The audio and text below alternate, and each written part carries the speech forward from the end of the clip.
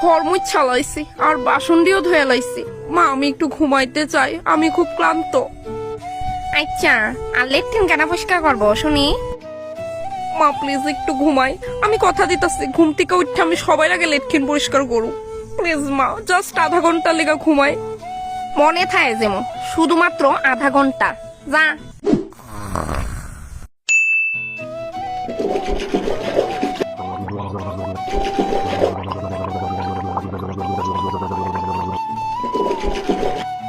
কিতা গো, ভাত বাসনি? আমার কুলকুলি করা তো শেষ। হ্যাঁ ভাবতাছি আমার 2টা হাত 10টা হাত না। জীবন ভাই টাকটা পড়া নাইছে। তেসরা আলাপ একটু কম করো। তেসরা আলাপ করছি মানে? তেসরা আলাপ করছি না আমি। নো, নিজের ভাত নিজে বাইরে খাও।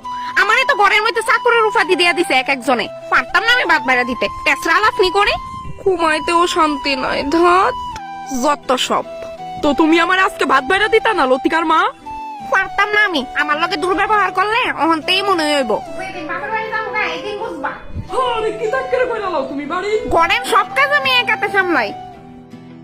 কিতা জানি খায়া বইছে আমারে। লেট্রিনের ব্রাশটা কই গো? তুই না বলে ঘুমাস, আধা ঘন্টা হইয়াও গেছে গা।